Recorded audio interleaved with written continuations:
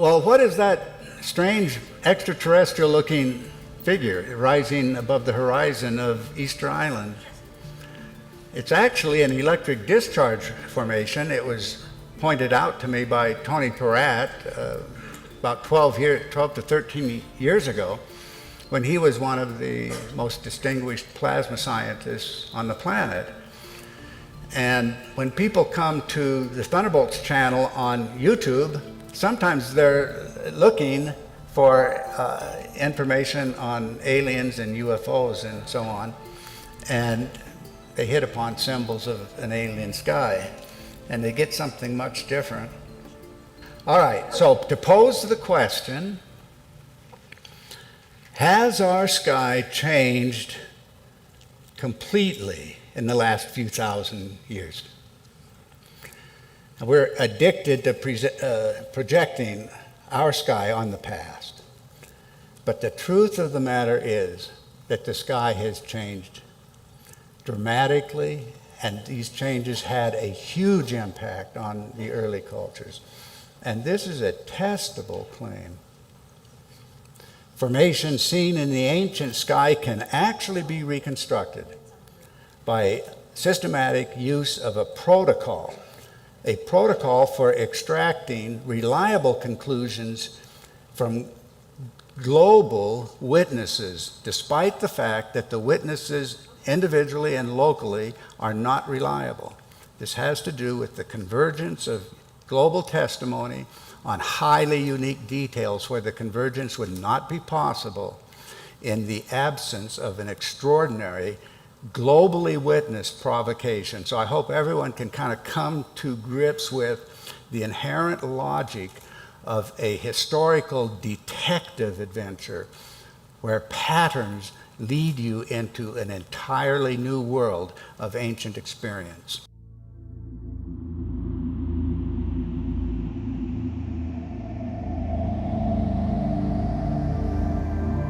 It happened just a few thousand years ago, when we lived in the presence of the gods. Planetary powers ruled the celestial theater in the lost age of gods and wonders.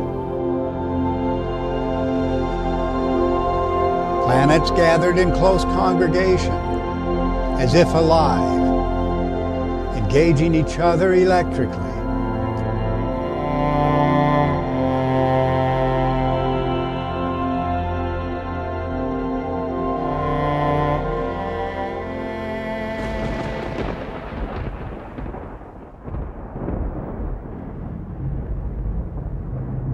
But then the gods grew violent, and they went to war,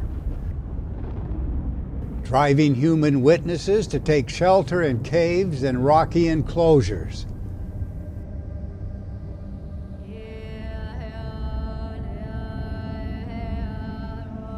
Humans left to remember the powers of the gods, formations and cosmic events not to be forgotten.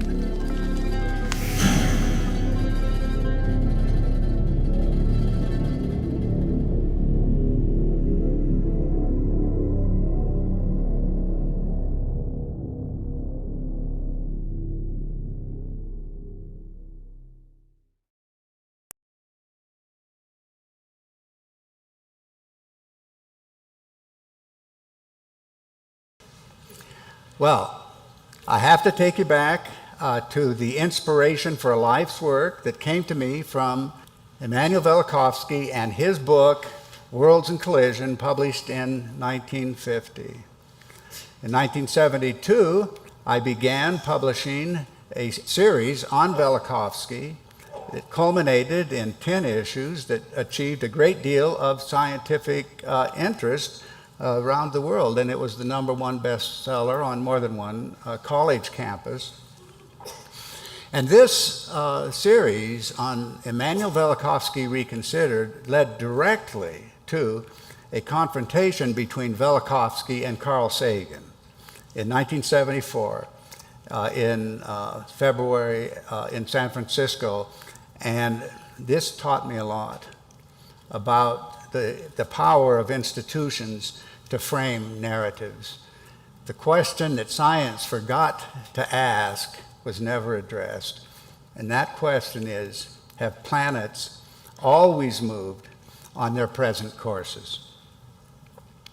Now, Velikovsky, as the centerpiece of his presentation in Worlds in Collision, he said, the planet Venus appeared in the ancient sky to people around the world as an Earth-threatening comet. What a preposterous idea. But he didn't pull that out of thin air. He based that on global testimony that identified Venus as a comet wearing all of the symbols and hieroglyphs and all of the stories that were attached to comets in the different cultures. You cannot ignore the power of that kind of convergence. Well, here's the toughest question, and that's the meaning of myth. Is there a meaning to myth that is completely obscure, completely forgotten in our time? And the answer is absolutely so. The myths were born out of a myth-making epoch, human imagination responding to extraordinary natural events. And that's where archetypes come in, because it's the global patterns that actually point you in the direction of an ancient experience around the world. And we have these different archetypal themes. The fall from heaven of a celestial power. That's a global idea. It has no roots in any experience that we can identify today. And the idea of a cosmic catastrophe, a deluge, a rain of fire, the doomsday event, giving rise to universal doomsday anxiety. And why is it when a little wisp of gas comes into view as a comet, we begin thinking of the end of the world? That's the power of the archetypal theme on human imagination. And the story occurring around the world of a dying God, and the story of an ensuing cloud of chaos that overwhelmed the world. The clouds of chaos, armies of darkness in the sky, throwing the world into confusion. And then there is this incredible archetypal theme of the Mother Goddess. And why would it be of 5 visible planets, that goddess is universally identified as Venus? There are patterns. They must have an explanation. And the greatest surprise will come when we see that these patterns are inseparably connected to each other. And this includes the dark aspect, the terrifying aspect of the Mother Goddess herself, her terrible aspect. Now here's a theme that you'll find around the world, and it probably involves the most active archetypal figure in all of world mythology, the cosmic warrior. And why did it happen that astronomers in different lands, when they looked out at the planets, they consistently identified the planet Mars as a great warrior in an ancestral time? And of course, the warrior is intimately connected with other themes, and that includes the defeat of a dragon, a ludicrous monster said to have attacked the world and threatened to destroy the entire world. And then we have, very closely connected with the dragon of chaos, we have a serpent figure that is so completely preposterous, there's no conceivable basis for the inspiration of the same features around the world. That's a huge mystery. Feathered serpent, long-haired serpent, fire-spitting serpent. These are all ludicrous ideas. And yet, there is one theme that I don't believe anyone has noticed in the conventional study of cultural themes globally, and that is the association of that serpent or dragon with a stairway to heaven. And this actually is an incredibly inspiring theme. And the details can be pieced together through the points of agreement from the ancient cultures. And what you will find is a direct convergence with the story that plasma science can give, highest energy plasma discharge, producing the very forms that connect a serpentine upward spiraling form to a stack of toruses being exactly what was anciently identified as the stairway of heaven. So why a dragon figure? Why a serpent figure, globally associated with a ladder or steps to the sky? Now this is where Tony Peratt's work, which many of you are familiar with, comes directly in to verify the sequence of events that is involved in this. In terms of the common human memories, perhaps the most common is the Tower of Heaven, the scaling heaven. That was the Tower of Babel. I suspect most people here know that.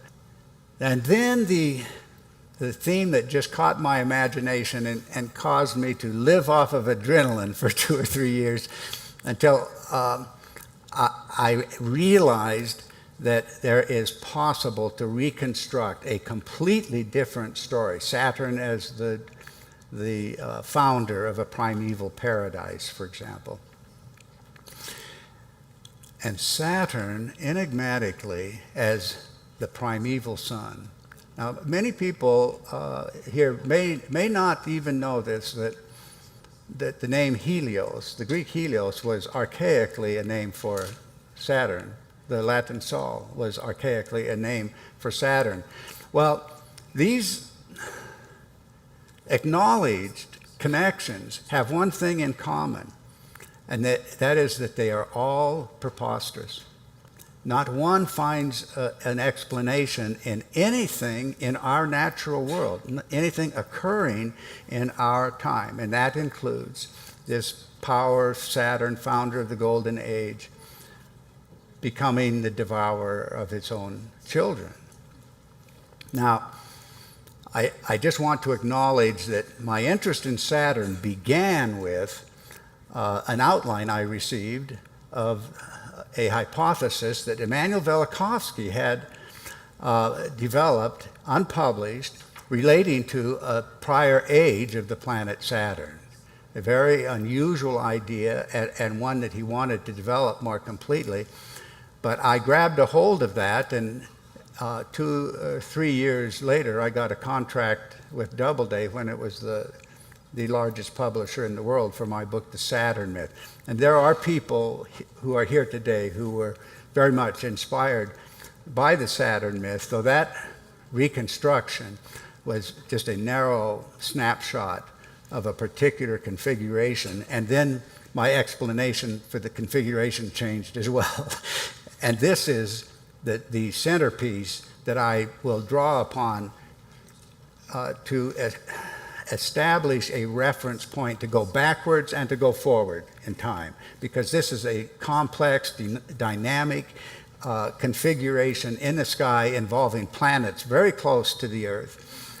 And putting this configuration in three-dimensional space is the key to testing the implications of the model. All of the sizes of the different planets, their colors, their relative motions to each other, and most significantly, the appearance of a bright crescent on the great sphere of Saturn. This is a polar configuration. Standing at the pole means that the axis of the Earth was aligned and in effect ran right through the hearts of those bodies. Now you cannot entertain that configuration without including the rotation of that crescent with the cycle of day and night.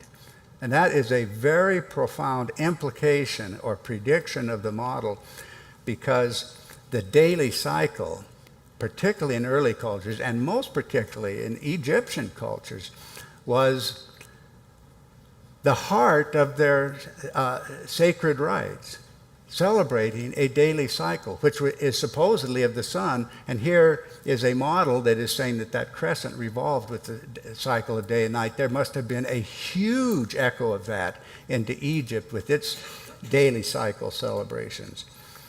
The Great Conjunction of primeval times takes you to the ancient imagery of the sun wheels. The Great Conjunction, I've used that phrase a lot, but that principle of conjunction, a line running right through the hearts of the planets, that actually is part of the remembered tradition. Again, a ludicrous idea. And what in the motions of planets today that never stand in perfect line, what would have provoked that idea of a perfect conjunction? And we have these engravings on stone that only accent the improbability of all of this. Cultures around the world presenting the same unrecognizable form. The only response has been to call these drawings of the sun. But if you actually examine these images globally, you find that they have nothing in common with the sun. And more than that, as I intend to make clear here, is at this conference, these images involve cultures naming the particular planets, producing the images. Now, follow the sun wheel, and you'll get to certain stylized images. These stylized images, if you're going back through cultural history, you'd still be after the rock art carvings. There's a stylization that occurs in which concepts begin to influence, because the apparition itself is no longer present.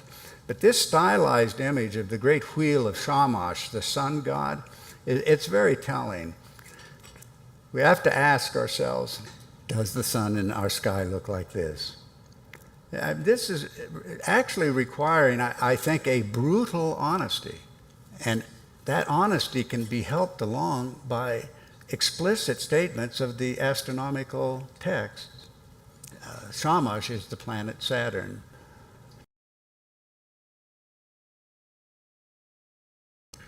The story of mythology is, in fact, the story of what happened to these bodies.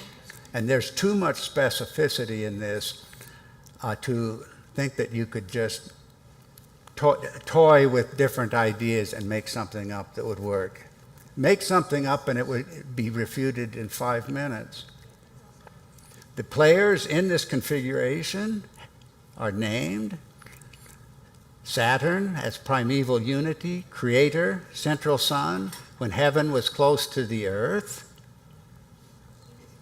Venus as star of glory, mother goddess, and in the removal, the unraveling of that configuration, becoming the great comet.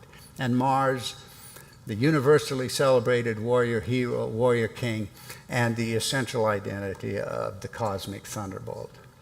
Now, what I want to draw attention to always is specificity and utter uniqueness. There is not an archetypal theme on the planet, to the best of my knowledge, that would ever be expected by anything we ever experience. How does it happen that the world presents to us hundreds of archetypes, and they are connected inseparably to each other, each archetype being illuminated by the network of archetypes, and each helping to illuminate the others?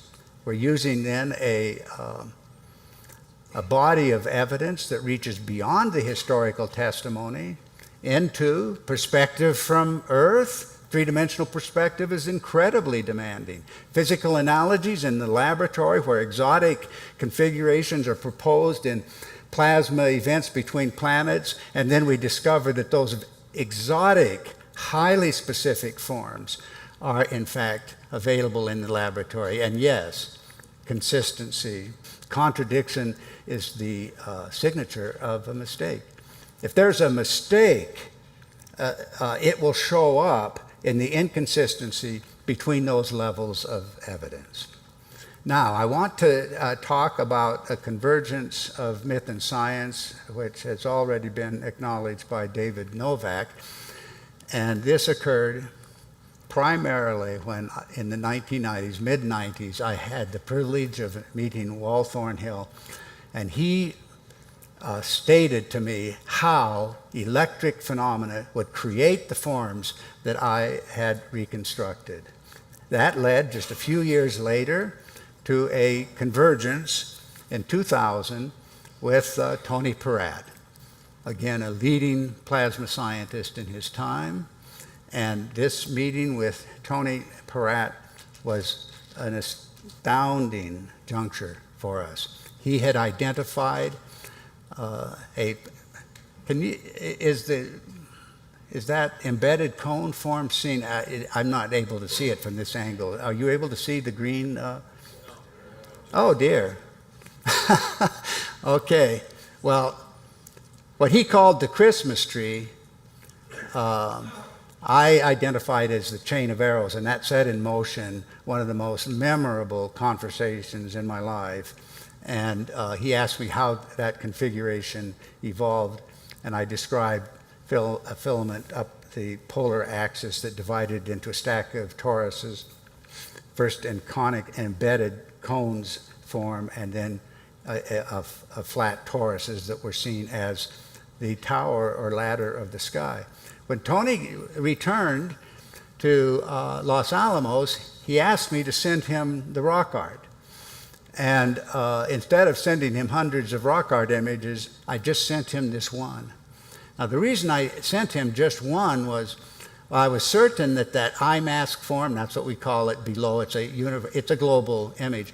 I was certain that it was a plasma form, and that the ladder of heaven I had identified as toruses, and he had said that's the evolution of the Peratt instability in the laboratory, an intimate connection with the chain of arrows or the Christmas tree form.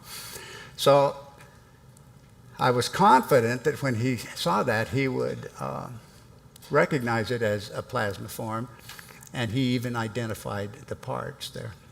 And then he sent me this very unique plasma form, and that is the eye mask form that I just referred to. And the eye mask will be found on virtually every continent. It has no meaning, no explanation in any conventional terms, and yet it is the explanation for the owl-eyed form of the mother goddess, and for the owl-eyed or eye mask form carved on stone around the world and enigmatically connected to the stairway to the sky. That eye mask beneath those toroidal forms of the Kayenta pictograph is just a variation on this. And incidentally, there's no up and down in this configuration. This is actually a phase of wandering. It's not a polar configuration. That eye mask form was seen in Easter Island. It had a lot of aquatic elements attached to it because it just rose right up out of the surrounding sea. So, thank you all very much.